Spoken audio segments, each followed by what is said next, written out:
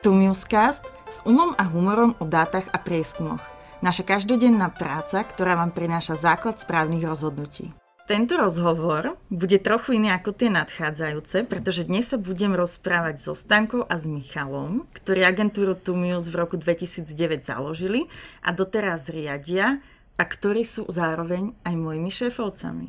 Ja som Patricia Kolár a v Tumius som s prestávkou od roku 2018. Začnem na vás rovno z hurta. Čo sa týka prieskumu trhu, myslím, že vás môžem nazvať už tými harcovníkmi v tomto odvetví. A tým, že my chceme týmto podcastom priblížiť našu prácu a to, čo je cieľom prieskumu, mňa by zaujímalo, že prečo ste sa pred rokmi vrhli práve do prieskumu trhu a nevybrali ste si nejaké iné odvetvie? Ahojte, dobrý deň. Ja som objavila taký zázrak.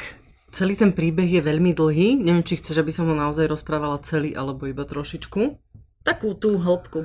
Ja som zistila, keď som bola vo svojom prvom zamestnaní, že ma naozaj nebaví robiť taká tá administratívna robota a všetky tieto veci, ale zároveň som ešte nešla ani do tej sféry psychologickej, čo som pôvodne vyštudovala. A tak som si zrekapitulovala, že čo viem robiť a celý ten proces bol dlhší, ale vlastne vtedy som zistila, že existuje nejaká práca, ktorá je zrovna prieskum trhu, ktorá vyžaduje presne tie kvality a tie schopnosti, ktoré mám ja. Ja som predtým nechodila do školy, v ktorej by som ja o tom prieskume trhu niečo vedela, čiže pre mňa to bola ako keby taká úplne otvorená cesta.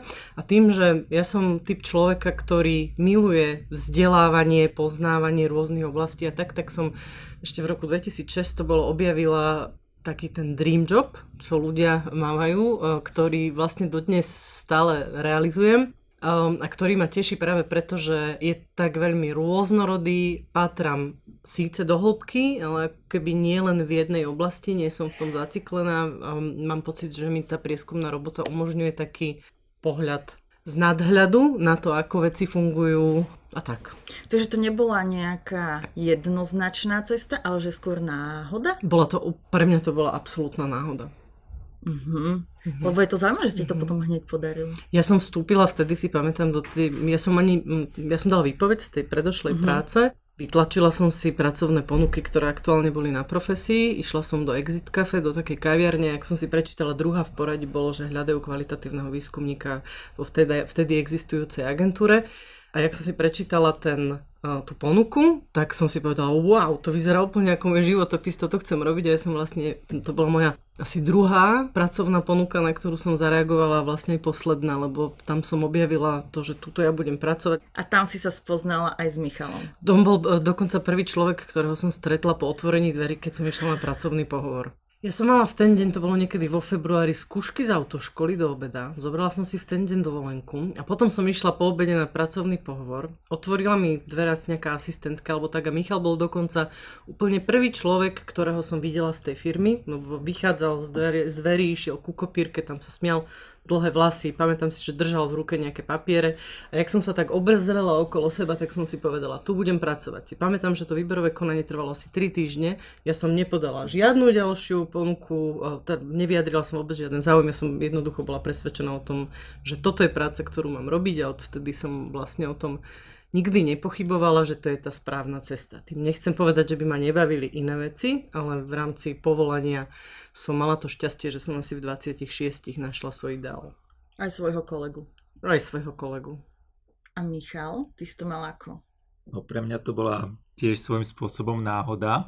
Ja som takto už pred štvrťstoročím na doktorandskom štúdiu sa veľmi nudil a tiež som si pozeral nejaké inzeráty vtedy na profesii v prvotno-pospolnej spoločnosti, tak tam som našiel vlastne jeden inzerát, kde vlastne nebol o prieskume trhu, bolo to len, že je to spracovanie dát, využitie štatistiky, čo ma úplne zaujalo a išiel som vlastne tiež na nejaký alebo trojkolový pohovor, kde som sa až vlastne v tom následnom kole dozvedel, že je to prieskum trhu, nevedel som vôbec detaily o tom odvetví, ale hneď keď som začal pracovať, tak ma to zaujalo a vlastne ten pohľad na dáta a všetko, čo sa z tých dát dá dostať, tak ma hneď vtiahol a od toho spracovania dát až po management ľudí som sa postupne posúval, ale vlastne presne 1. alebo 2.1.2000 som vlastne začal svoju púť prieskumom. To už je dlho. Je to štvrťstoročie. A keď si sa k tomu dostal, že si vlastne nevedel, že keď si išiel na ten pohovor, že čo budeš robiť, tak to si reagoval akože na akú oblasť? Alebo na čo? Na to využitie štatistiky v spracovaní dát, to si dodnes pamätám. To ma tam zaujalo a preto som išiel, že vlastne aj na tom doktorandskom štúdiu som nejakým spôsobom, aj keď tá oblasť bola úplne iná, podnikové financie využíval alebo chcel využívať štatistiku, tak to ma zaujalo a že to môže byť zaujímavé, takže preto som na to reagoval. To môžem aj potvrdiť, že to je pravda, lebo my máme na stránke vždy, že čo nás tak charakterizuje, alebo že niečo o nás. A tam má Michal dané, že jeho doménou sú matematicko-štatistické témy. Rád rieši tzv. Zapeklité otázky a ešte radšej, keď prídu o 5 minút 12. Je toto to, prečo si zostal nakoniec v tomto odvetví stále?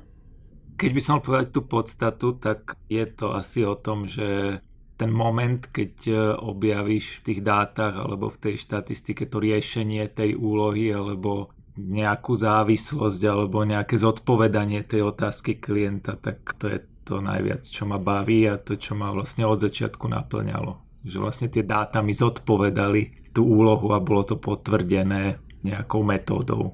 A potom ťa baví aj viesť ľudí, lebo tam väčšinou to nefunguje, že na tabuľkách.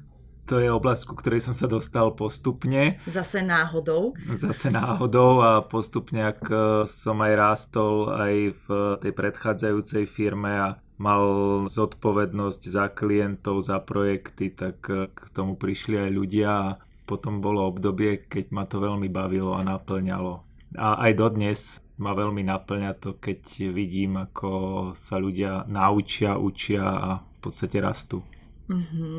A preto vám to už tak dlho funguje, že ty máš rád akoby tie matematické veci a Stánka zase o sebe vie povedať to, že rada rozmýšľa a rozíma.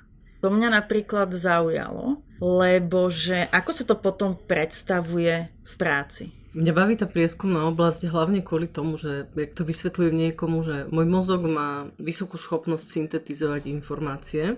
My sa doplňame aj kvôli tomu, lebo Michal patrí ako keby do detailu, do hĺbky a ide akoby naozaj do tých matematických operácií. Ja mám pocit, že ja abstrahujem, to znamená, že pozerám sa na tie problémy zhora a vyťahujem tú časť informácií, ktoré potrebujem preto, aby som dospela k nejakému riešeniu, ktoré vo finále je niekedy alfanumerické, ale niekedy alfabetické. Ako keby poznanie, porozumenie nejakého problému, vnor do hĺbky, alebo tak keď ti zrazu zasvietí žiarovka a povieš, že aha, tak takto to funguje, toto je ten princíp nejakého javu, diania, konania, alebo v našom prípade a v tej našej praxi spotrebiteľského správania. Takto funguje tento prvok, takto daný, robí to s tým daným sektorom trhu. Ak urobím zmenu A, stane sa toto, stane sa to preto, lebo bavím ako keby odhaľovať všetky tie príčiny, ktoré tam sú. Tak o tom je to rozmýšľanie a rozímanie. A toto je zrovna tá činnosť, ktorú mne tá prieskumná oblasť prináša.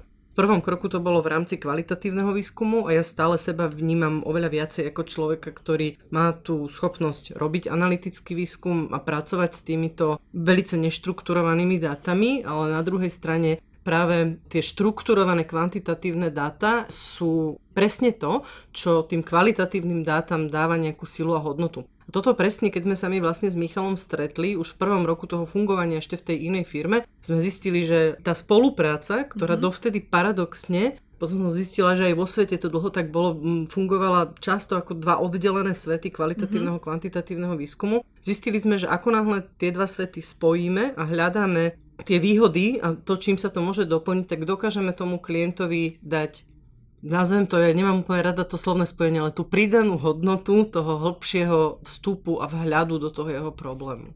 A to bol potom ten základ, prečo ste sa rozhodli, že nebudete spolu len spolupracovať, ale že založíte firmu?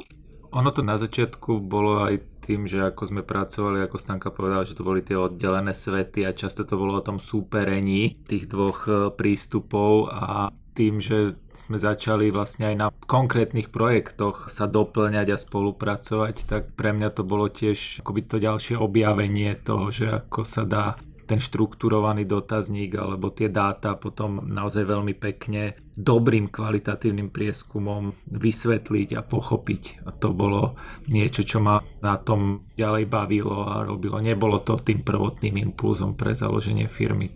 Ten bol a čo iný. bol ten iný? Ten impuls bol to, že vlastne tá firma, v ktorej sme pracovali, sa začala výrazne meniť, globalizovať a bol tam väčší tlak na to, aby si doručila nejaké čísla. Alebo môžem to povedať tvojim slovníkom a obľúbeným slovom? Tlak na efektivitu? Nebol to úplne podľa mňa tlak na efektivitu v tom roku. V 2008 bola kríza. Tá globalizácia, o ktorej Michal hovorí, je o tom, že na Slovensku v roku 2008, kým tá kríza bola, existovali napríklad 3 firmy, ak si dobre pamätám, ktoré mali síce tú istú matku, ale každá fungovala ako úplne samostatná entita, so svojím štýlom riadenia, so svojím zameraním a tak ďalej. Ten globalizačný moment my sme v roku 2009 začali pociťovať a v našom živote sa napríklad pretavoval do toho, že nás naozaj baví tá práca, naozaj tá exekučná pátracia robota bola aj pre mňa, aj pre Michala, teda ak môžem takto povedať, naplňujúca, veľmi uspokojivá. A my sme vtedy v roku 2009 naozaj mali tú ambíciu vysvetliť tým našim klientom a potenciálnym klientom alebo celému tomu trhu, akú hodnotu prieskum trhu dokáže do toho ich biznisu priniesť. A v rámci tej globalizácie sa nám začalo diať, že my sme postupne 10, 20, 30% svojho času a kapacity museli venovať vykazovaniu veci do grupy, ktoré boli proste administratívneho charakteru a tak ďalej. V tomto ani jeden z nás žiť nechcel. Tomuto sme sa veľmi chceli ubrániť a vedeli sme, že sa to bude zosilňovať pod vplyvom akoby tých globálnych tlakov a zmien, ktoré boli plánované a preto to riešenie bolo akoby robiť to na vlastnej pôde, po vlastnom, v lokálnej prieskumnej agentúre. A keď ste vymýšľali ten názov, tak bola to tvoja iniciatíva? Lebo keď si prečítam, že rozímať, hlbať a neviem, aké ďalšie tieto slova využívaš, bolo to na tebe? Alebo ty si ho vytvorila? No povedzme si, Michal prikyvuje hlavou intenzívne. Ja si veľmi dobre pamätám ten deň a aké bolo počasie a všetko. Bo si pri tom rozmýšľala. Áno, a bola som vtedy v Podnajme, kde som bývala. V tom čase bolo sicheravý deň a mala som dovolenku. Bol pondelok alebo útorok, to už si nepamätám presne. A zdalo sa mi vtedy, že je to neuveriteľne výstižné.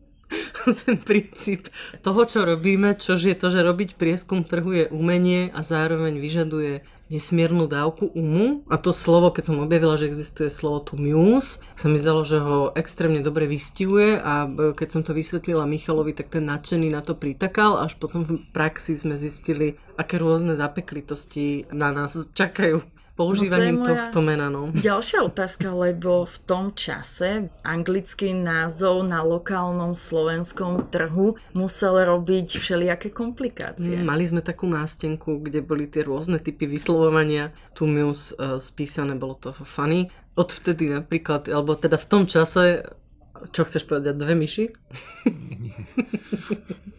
K tomu, ak sme vlastne štartovali agentúru, tak po celých vianočných sviatkoch, keď sme pripravovali call centrum, ktoré sme chceli spustiť a programovali prvý dotazník a rekrutovali anketárov, vlastne nainštruovali ich, bolo tam presne napísaná tá výslovnosť a teraz tá radosť, ktorá trvala, že sa podarilo prvé spojenie, prvý rozhovor, že vlastne to ide a tak sa ten anketár predstavil prvý, napriek tomu, že to mali vysvetlené, napísané, hovorili sme ich, ak to začali vyslovovať prvý, druhý, tretí, tak som to počúval, tak som pochopil, že klientom radíme, aby ten názov bol ľahký, jasný, čitateľný. Kam sme sa dostali, ale vlastne čas na rebranding nebol. Ale ste to dobojovali až sem. Áno. A doteraz pre ostatných možno dám takú pikošku, že my máme aj na tých veľkých billboardoch všade, aj dokonca v oficiálnych prezentáciách o firme v zátvorke, ako sa to vyslovuje. Áno. Ja som to napríklad nebrala tak tragicky ako Michal vtedy. On bol na to veľmi citlivý a nechápal, že prečo to tí ľudia nevedia a nerozumejú tomu. Mne to prišlo, že keď je ten názov vlastne hravý a aj interní zamestnanci sa s tým stotožňujú, kupujú si ikeácké myši, umiestňujú ich na počítače a podobne a vytlačajú si kreslené vtipky a podobné veci, že to je vlastne aj pozitívna vec, nie len negatívna. Takže ja som sa s tým vyrovnala, ale to poučenie k tomu tam jednoznačne došlo. Podcenili sme to vtedy v tom čase. A rozmýšľali ste ešte na tom začiatku, že tak ako my radíme teraz klientom stále, že bolo tam niečo, že a preto to budeme iní? Bolo a to, čo Stanka spomínala, že my sme rozmýšľali ešte pred založením tej agentúry, že budeme klientov alebo nejakú širšiu odbornú verejnosť vzdelávať v prieskume a v tej synergii kvalitatívneho, kvantitatívneho prieskumu a tých možností, že to bude vlastne nejaký portál prieskumu, kde budeme prispievať a kde naozaj nejakým spôsobom vzdelávať tých klientov, že toto bude to iné, že bude to aj o tom, že ten prieskum im vysvetlíme aj to, čo vlastne im dáva a určite, že to bude iné aj tou synergiou kvantitatívneho a kvalitatívneho prieskumu, čo sme sa od začiatku snažili a myslím si, že dodnes je to niečo, čím sme iní aj voči konkurencii. Stanka, ty to vnímaš rovnako? Absolútne súhlasím s tým, čo hovorí Michal. Vtedy to bola jednoznačne a veľmi výrazná odlišnosť od tých existujúcich agentúr a toho, ako fungovali. A my sme to mali vtedy vlastne aj potvrdené klientmi, plus tam fungoval ešte už v tej pôvodnej firme, ešte predtým, než my sme vôbec mali tú ideu založenia vlastnej agentúry, že sme sa venovali vzdelávaniu klientov. Keď sme mali nejakého klienta, ktorý potenciálne predstavoval nejakú väčšiu formu spolupráce a vedeli sme, že má týmy ľudí a zároveň sme mali skúsenosť, ako ťažko zrozumiteľná je tá oblasť prieskumu trhu pre ľudí, ktorí s ním priamo nepracujú, tak sme venovali už vtedy ešte pred tým čas a energiu tomu, aby sme ich edukovali. A to si opäť pamätám veľmi detailne, vlastne ten prieskumu, to bol nápad a myšlienka, ktorá bola ešte ďaleko dávno pred tým, ako vznikla tá samostatná firma. Tento cieľ, edukovať, vzdelávať, prispievať, šíriť tie svoje vedomosti smerom k trhu, tak tá tam je od začiatku a stále platí. Áno, toto môžem aj ja potvrdiť, tým, že však ja som sem prišla neskôr. A zároveň aj to, čo ste spomínali ohľadom toho prepojenia, že kvantitatívneho a kvalitatívneho prieskumu, že ja si pamätám x interných školení, kde sme sa bavili o tom, že ten kvantitatívny, že to je tá kostra, ktorá nejakým spôsobom dá taký ten základ, kvalitatívny, že to obalí, teda že to môžeme nazývať aj to mäso. Myslíte si, že vzhľadom na to, ako sa odvtedy samotný svet posunul, ale aj toto odvetvie, že to platí stále? Teraz čo konkrétne? To prepojenie? Jednoznačne. Dokonca si myslím, že v dobe, v ktorej je dostupné obrovské množstvo dát, samo o sebe v úvodzovkách, je tá hodnota kvalitatívneho vhľadu do porozumenia tých dát ešte väčšia, ako to bolo v minulosti. Ale platí to jednoznačne stále, že ten pohľad je podstatný. Plus sa samozrejme akoby rozšírilo to spektrum vôbec tých oblastí riešených tém, ktoré prieskum trhu ošetruje v porovnaní s tou situáciou spred štvrťstoročia. Za mňa tiež určite to platí. Tiež súhlasím s tým, že dnes vlastne je tá potreba toho pochopenia, vysvetlenia a toho kvalitatívneho prieskumu možno väčšia. Dneska sa menia len tie nástroje, akým spôsobom sa realizujú aj kvantitatívne, ale najmä kvalitatívne prieskumy. Aj realizujú, aj potom analyzujú. To je vlastne tá odlišnosť jediná. No a na to nadväzuje vlastne moja ďalšia otázka, že tým, že sa s tým stretávame v každodennej praxi, či už u klienta, alebo aj tým, že si dohľadávame informácie, že vieme, že dnes už pracujeme s veľkým množstvom informácií, ktoré už niekde sú, prípadne klienti ich niekde u seba majú poukladané, rôzne štatistiky, alebo aj samotné informácie zo sociálnych sietí, ktoré sa dajú vytiahnuť. Tak ako vnímate to, či tieto už získané alebo existujúce dáta nevedia nejakým spôsobom už nahradiť prieskum trhu? Respektíve už máme veľké množstvo dát, s ktorými sa nie tak aktívne pracuje, ale zároveň stále chodia dopyty na nové prieskumy, aby sme ešte niečo ďalšie vyskúmali. Kde vidíte tú užitočnosť nového prieskumu. Michal mi dáva prednosť, to som zvedavá, že prečo? Lebo tu by som čakala treba, že ty budeš veľmi promptne reagovať. No, problém toho aktuálneho veľkého množstva dát nie je jeden, ojedinelý je ich veľa. A doplníš ma potom, lebo asi ich všetky nevymenujem takto bez prípravy. Jeden z nich je, že tých dát je naozaj veľmi veľa a ten spôsob, ktorými sa zbierajú, alebo teda to, akým spôsobom sú štruktúrované, vlastne znamená, že nie sú presne také, aké človek potrebuje, preto aby zrealizoval nejakú analýzu, ktorá povedie k nejakému výsledku.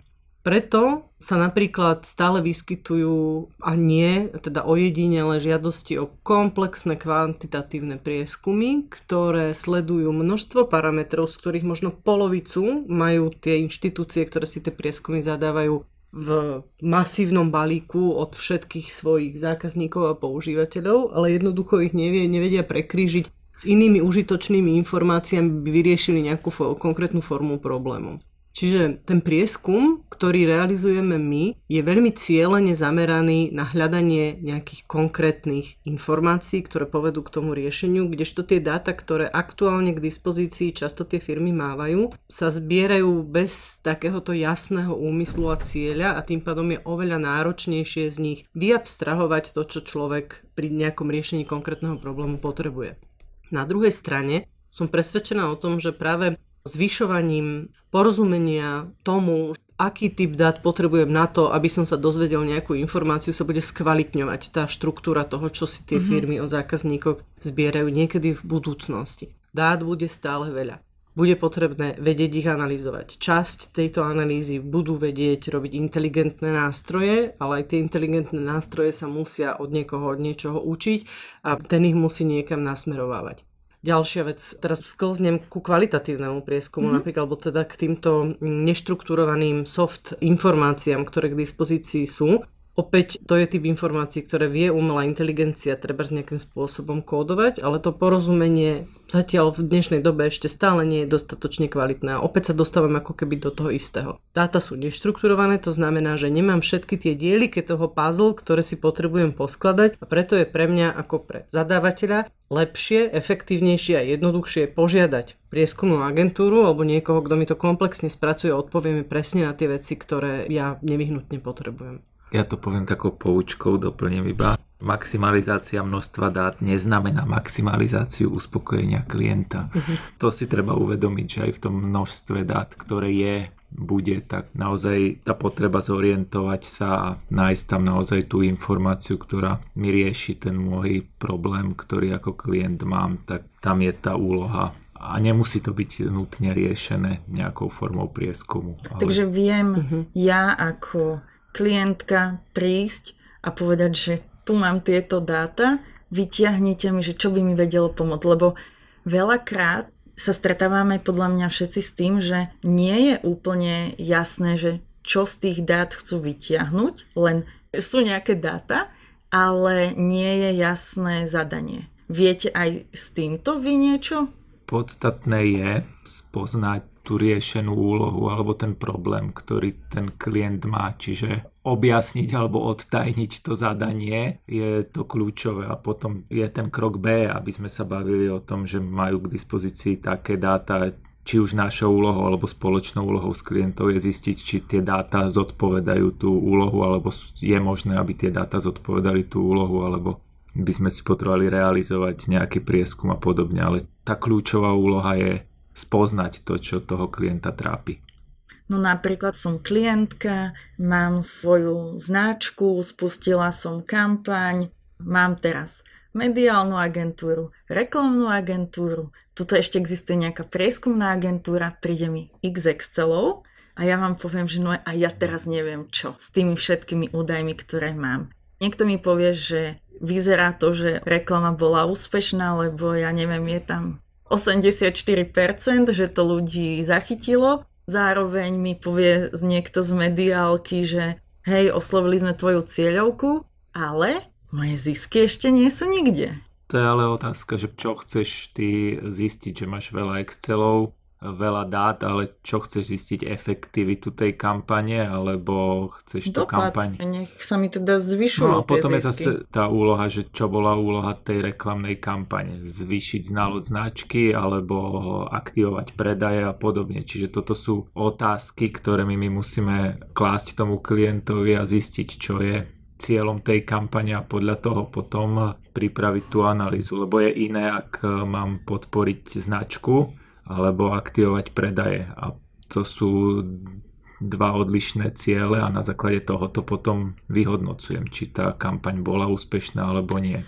Zároveň mi táto vec, ktorú si teraz spomenula, pripomína situácie, s ktorými sa nie zriedkavo stretávam, obzvlášť u neglobálnych klientov, ako keby také menšie firmy lokálne, ktoré sa oboznamujú s tým, na čo im sú nejaké dáta a čo nimi získajú, kde tá rola aj tej prieskumnej agentúry, aj tej mediálnej agentúry a svojím spôsobom aj tej reklamnej agentúry, okrem toho, že si obhajujú svoju prácu a to, akým spôsobom investovali tie financie, ktoré do toho boli vložené, je edukovať toho klienta, na čomu to je. A v tomto momente my ako prieskumná agentúra veľmi často suplujeme vzdelávaciu inštitúciu, kde im vysvetľujeme, že keď tu mám nejaké dáta, KPIs a tak ďalej, nejaký konkrétny parameter čísla, pre teba ako klienta je to dôležité kvôli tomu, lebo vysvetlím celú teóriu alebo niečo, čo už je dokázané v pozadí. Tvoja snaha je riešiť tento parameter a zvyšovať ho, lebo to má dopad na toto a môžeš robiť túto a takúto ďalšiu vec. Teraz hovorím veľmi ako keby nekonkrétne, lebo skôr len principiálne, že o čo ide. Lebo tá tvoja situácia, ktorú si popísala, mne pripomína zároveň to, čo sa na trhu často deje. To je ako keby veľká fluktuácia ľudí vo firmách, juniori v marketingu a v týchto marketingových oddeleniach, ktorí síce vzdelaní sú, ale nerozumejú úplne presne všetkým tým aspektom, ktoré do toho vstupujú a ktorí sa s nimi musia v nejakej podobe zoznámiť. A ja to vnímam ako tiež rolu tých jednotlivých agentúr, ktorých pokiaľ to ten klient potrebuje, to nehovorím vôbec, že je každý ani náhodou,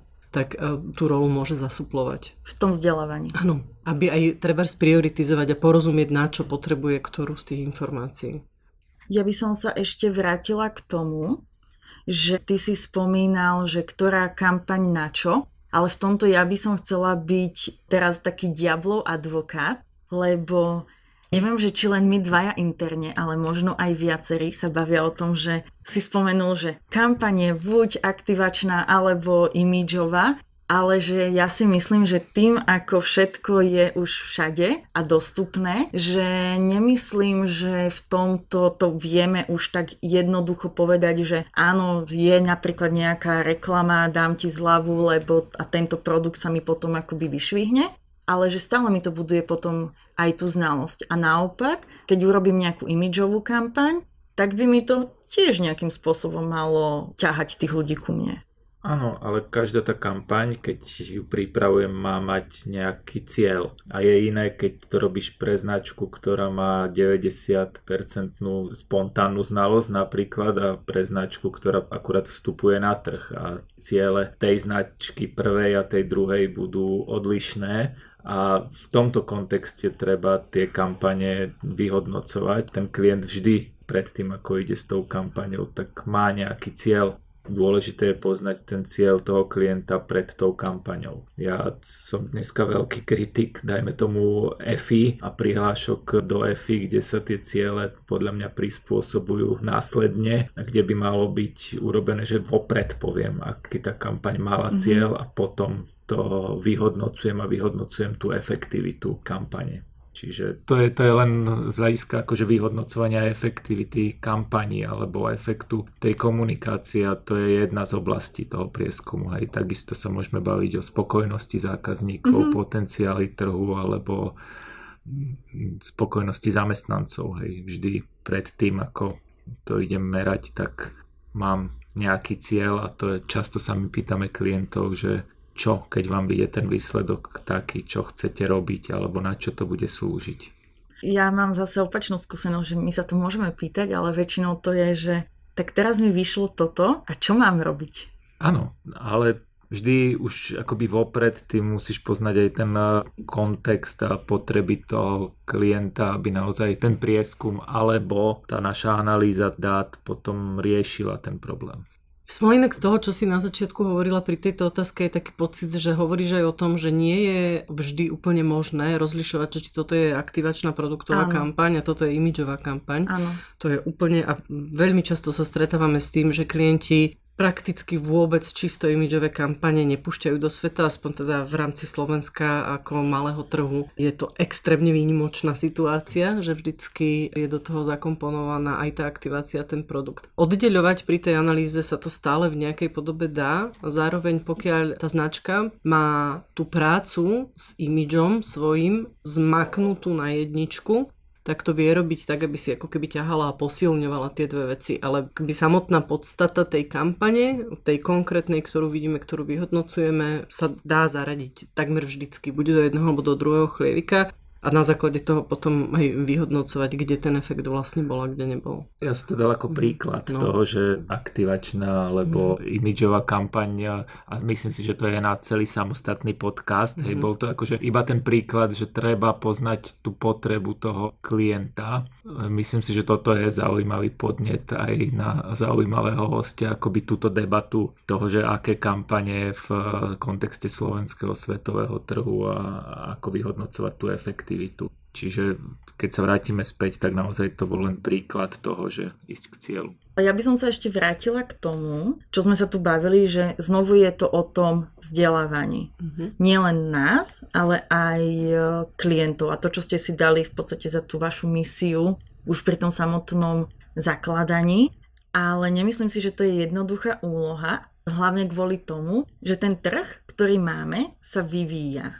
A teraz vidíme veľké zmeny, už len čo sa týka toho AI, automatizácie a rôznych takýchto nástrojov, ktoré výrazne zmenia tú našu prácu. Je aj toto niečo, na čo sa pripravujete?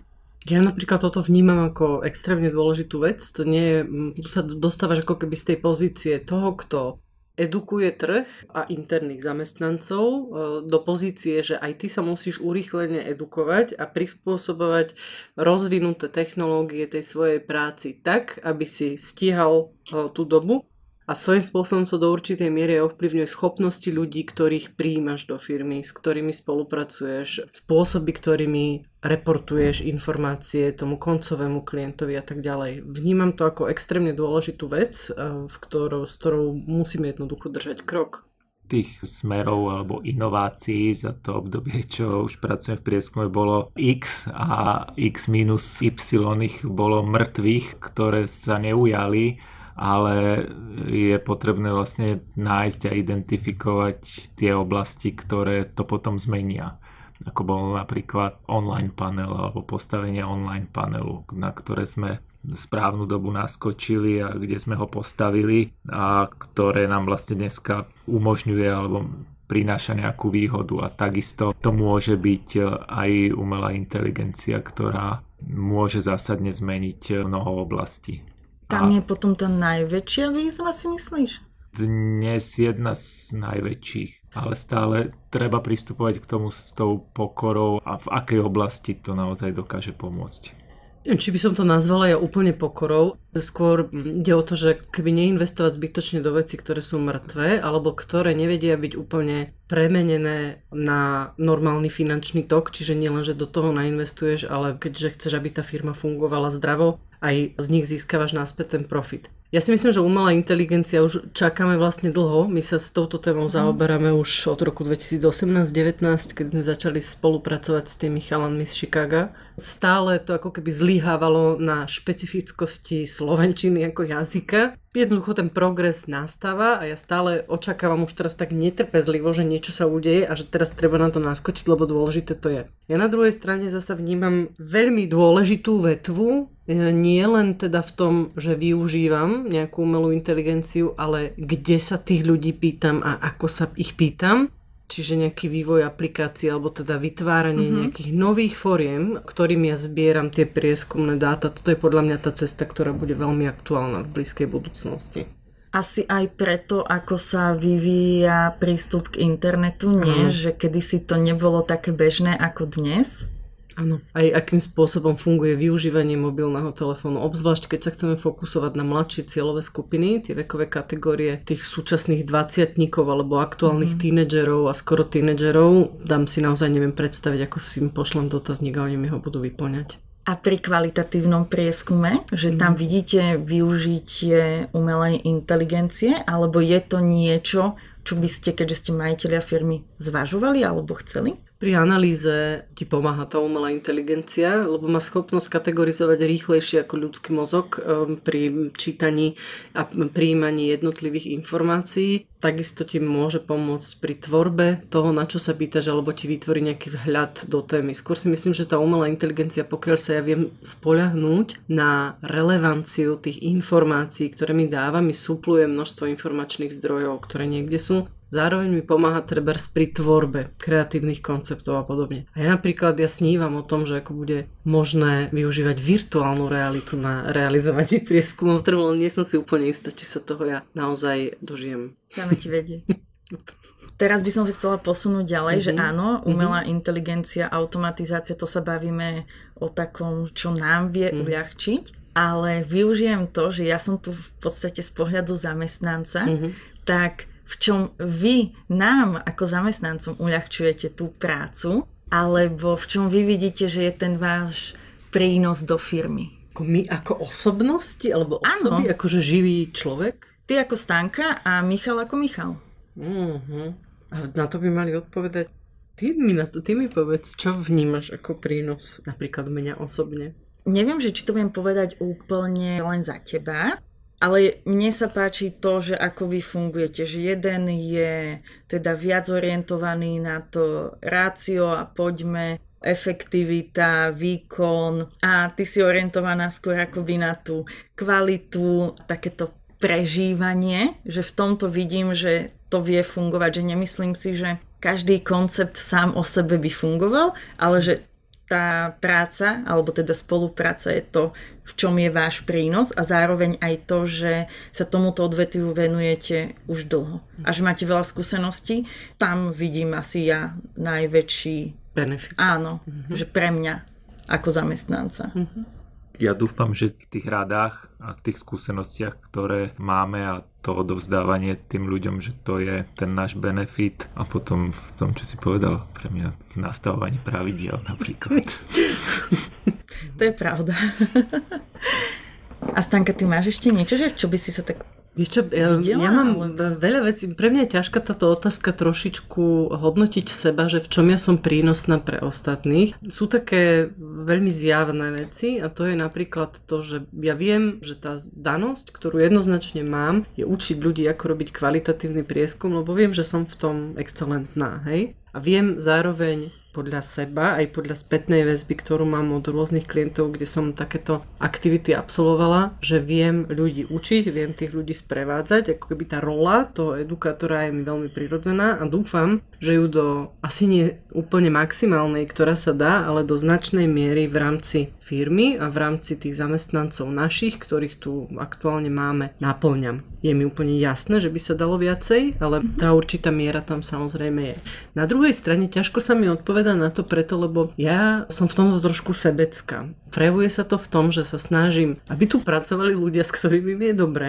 Rada s nimi trávim čas. Som rada, keď si rozumieme a keď je tu dobrá nálada, dobrá atmosféra, lebo zasa máme úlohy, máme ciele, máme benefity a život je vlastne iba jeden a potrebujem tú veľkú časť z neho prežiť v dobrom prostredí, v dobrej nálade, s dobrými ľuďmi, pri zmysluplnej činnosti. A toto celé mám pocit, že ja získavam, keď sa obklopujem tými ľuďmi ako zamestnancami a zároveň môžem ovplyvňovať, aby sa tí ostatní ľudia aspoň čiastočne cítili to isté aj vďaka tomu, ako ja sa správam, akým spôsobom ja k ním pristupujem, čo dokážem ja priniesť do firmy a podobne. Som zrozumiteľná? Ja rozumiem asi, že čo chceš povedať, že keď sa tu ľudia cítia dobre, tak v tom vidíš, že tú svoju rolu ako takého people manažéra robíš dobre?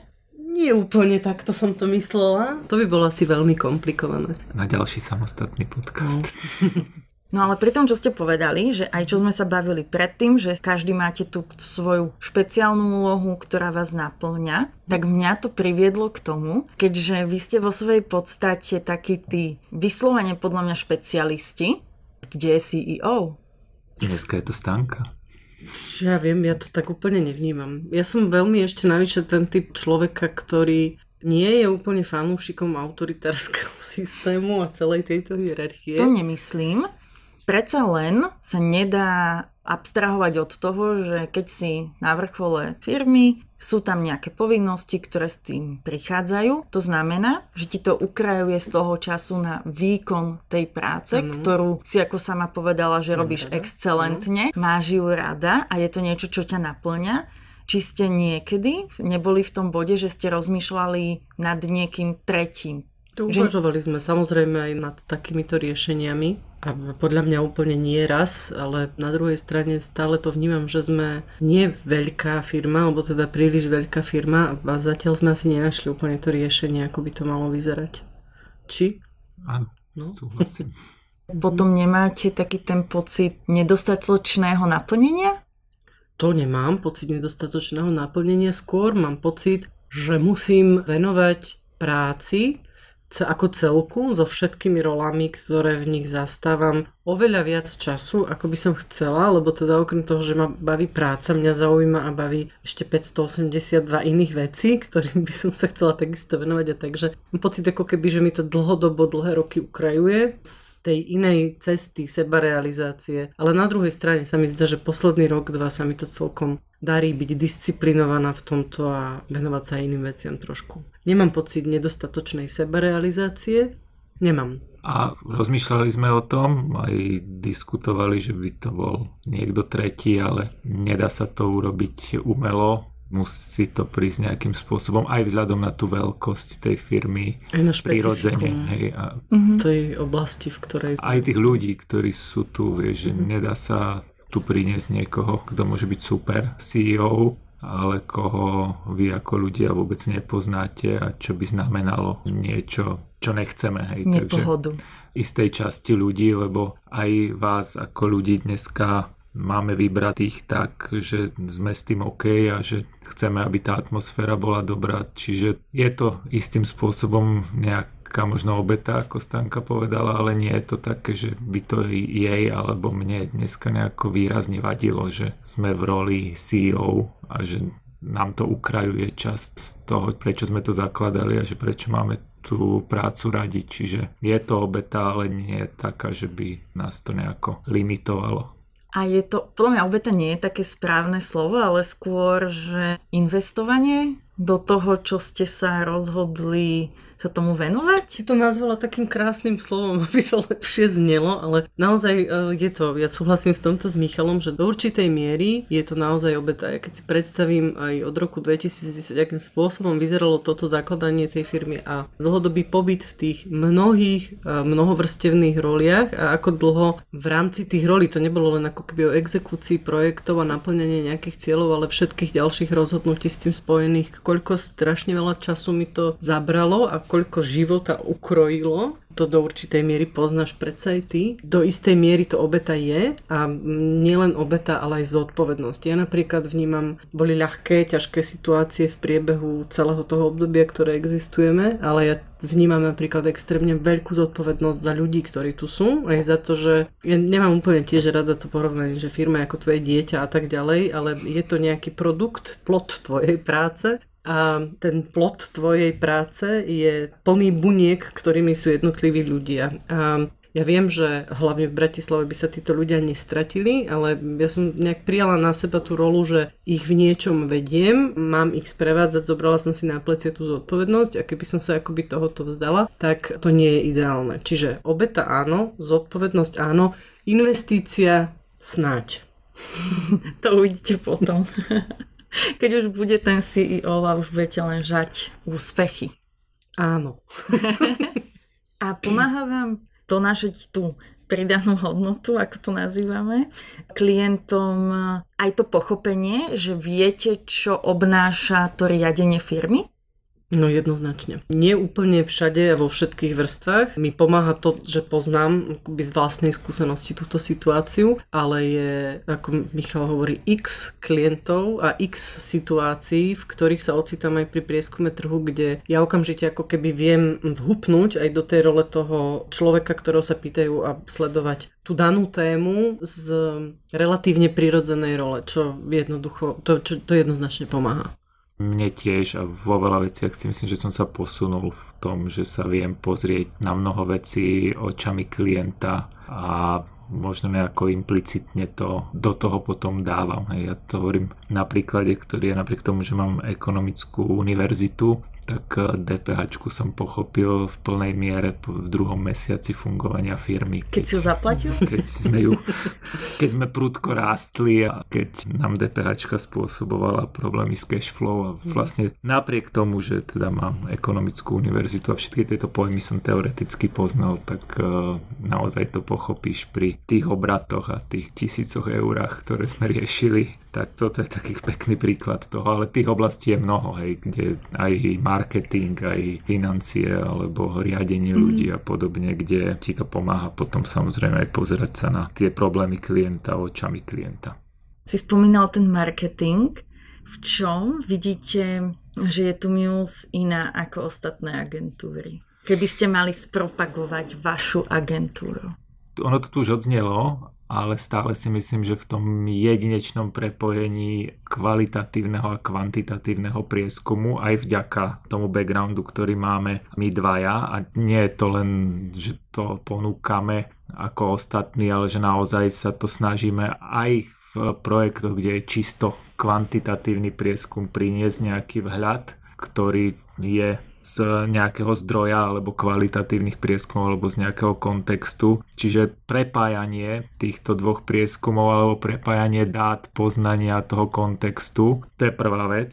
Druhá vec, ktorá je možno neviditeľná pre klientov, ale ja by som to zvýraznil. Sme ako jediná agentúra, ktorá máme zbery interne a máme ich plne pod kontrolou, čo je vlastne online panel. Áno, majú aj iné agentúry, ale zároveň máme ako jediná prieskumná agentúra call centrum, ktoré je naše interné tu v Bratislave, respektíve ľudia, ktorí sú tu. Máme regrutačné oddelenie, ktoré je vlastne u nás na kvalitatívne prieskumy a v prípade face to face samozrejme to neplatí, tam využívame partnera, ale vlastne tieto 3 druhy zberov máme akoby interne a máme ich plne pod kontrolou, sú naše a vieme ich manažovať a riadiť aj tú kvalitu toho zberu my interne. Čiže to je tá druhá vec. A tretia vec, čo si myslím, že sme iní ako ostatné prieskumné agentúry, to sú ľudia, ktorí sú v kontakte s klientmi, ale aj ktorí sú vlastne tu interne, či sú to data analytici alebo programátori, ktorí dávajú support tým seniorom a accountom, ktorí ste v kontakte potom s klientami. To si myslím, že je tiež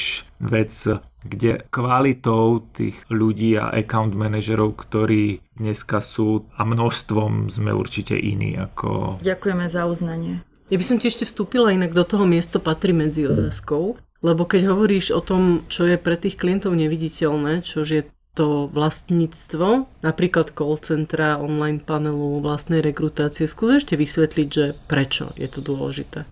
Rozumieme, že mať pod kontrolou, ale v čom sa to v realite prejavuje, keď toto vlastníš a máš to pod kontrolou? Vieš absolútne flexibilne reagovať na potreby tých klientov, čiže ti to umožňuje byť rýchlejší v tom samotnom zbere alebo potom poskytovať viac času na tú analýzu a pridanú hodnotu, čiže nejaká tá flexibilita a zároveň tá samotná kvalita toho zberu. Ty vieš, ako funguje to call centrum, vieš ísť do toho call centra, vypočuť si tie nahrávky, vieš vyškoliť to anketárov tak, aby to opytovali tak, ako sa to má opytovať. Vieš vlastne kontrolovať tých regrutantov, že naozaj naregrutovali toho človeka, ktorého na ten kvalitatívny prieskum potrebuješ. Čiže ty si to vieš manažovať a máš to plne pod kontrolou aj z hľadiska tej kvality. A z pohľadu klienta, nášho klienta? dostane dáta alebo tie cieľové skupiny a tie cieľové skupiny mi to zodpovedajú tak, ako to ten klient potrebuje. To nehovorím, že ostatné agentúry sa o toto nesnažia, ale je to pre nich o mnoho zložitejšie a môže sa stať, že v mnohých prípadoch to nemusia mať plne pod kontrolou. Ja si myslím, že to môže byť aj to, že to vieme časovo flexibilnejšie a aj finančne. Určite. Dobre, sme sa pochválili. Áno, ale veď otázka znela spropagovať takúto jedinečnú príležitosť a niekedy naposledy ste dostali. No, ďakujeme ti, Patri, za to, že si nám ju vytvorila. A teraz na ňu nadviažem. Tým, že ja som vaša zamestnankyňa, tak mňa zaujíma to, prečo by tu ľudia mali pracovať. Ja mám hneď také prvé pre peniaze. Dobre, my si plne uvedomujeme, že je mnoho oblastí aj v oblasti marketingu, ktoré sú možno, alebo nemožno, sú určite ohodnotené lepšie. Jednou z našich úloh a cieľov je, aby sa toto stále zlepšovalo do budúcna, aby za tú prácu, ktorá je často neľahká, bola adekvátna odmena, ale myslím si, že to prioritné. Prečo by si to mal človek vybrať ako zamestnávateľ, je možno tá rôznorodosť tej práce, možnosť získať skúsenosti v rôznych oblasti marketingu, možnosť pracovať nielen teda na rôznych segmentoch toho trhu, ale aj v rôznych oblastiach, či už s dátami, s programovaním v oblasti IT, alebo potom s moderovaním, s kvalitatívnym prieskumom, čiže rôznorodosť nie len tá sektorová, ale vlastne aj tej samotnej práce a my sa často snažíme, že aj človek, ktorý príde a príjmeme ho na nejakú pozíciu, tak časom sa vykryštalizuje na inej pozícii, ktorá mu viac vyhovuje, alebo kde sa potom nájde. Ja prekvapivo nemám čo doplniť. Ja iba môžem potvrdiť, pretože ja tiež som prišla na nejakú pozíciu a robím... Vlastne som prešla okrem programátorskou všetkými. Skončila si pri podcastoch. Áno. Vrátila som sa ku koreňom, keďže marketing je môj koreň. Nakoniec, ešte by som od vás chcela vedieť, také na pobavenie už len, tým, že každú fokusku alebo individuálne rozhovory končíme takouto našou formulkou, ktorá je: príde vám na myseľ ešte niečo, čo by ste chceli dodať k dnešnej téme? Ja používam nápadne vám. Ja som vytiahla, vidíš, akurát túto zo scenáru. Napadá mi veľmi veľa vecí. Jednotlivým prvkom rozvírila si vo mňa aj spomienky v úvode, že normálne sa mi otvorilo mnoho ďalších vecí, na ktoré som si potom v priebehu času začala spomínať. Načkrtla si podľa mňa veľa takých tém, ktorým by malo zmysel sa venovať detailnejšie, aj teda s inými hostiami. Alebo aj hostkami. Alebo hostkami. Je v poriadku povedať aj nie. Nemáme správne a nesprávne odpovede. Až podľa vypočutia tejto epizódy vidíme. Ja ti chcem asi iba povedať, že ti ďakujem za to, že si sa zhostila tejto aktivity, lebo niektorí vedia, niektorí nevedia. Ja som sa o to pokúšala pred 2 rokmi trošičku teda inom formáte, v takom typu dejepis inak, ale bez video, obrázkov a podobne, a vydržala som asi 5 epizód a tým moja vytrvalosť v tomto smere skončila. Bola zavalená inými činnosťami. Čiže veľmi pekne ti ďakujem. Aj tebe, Peťko, že si urobil technický support a cítim, že ťa táto rola technika baví. My sme sa v tomto my sme si našli taký side job. Mňa napadá si len to, že teda dúfam, že to vydrží viac ako tých 5 epizód a tiež ma napadlo mnoho tém, ktoré by sa dali rozvíjať aj na základe tohto rozhovoru, čiže pre mňa je to po 5 rokoch intenzívneho odmietania akéhokoľvek účasti v podcastoch už druhý podcast za posledné 3 mesiace, takže ďakujem. Za chvíľku začneš byť zvyknutý. Tak ja vám ďakujem, že ste boli aj promptní, aj flexibilní, že ste si vôbec našli čas a možno sa stretneme v ďalších častiach ako spolumoderátori. Tešíme sa. Čaute. Ďakujeme.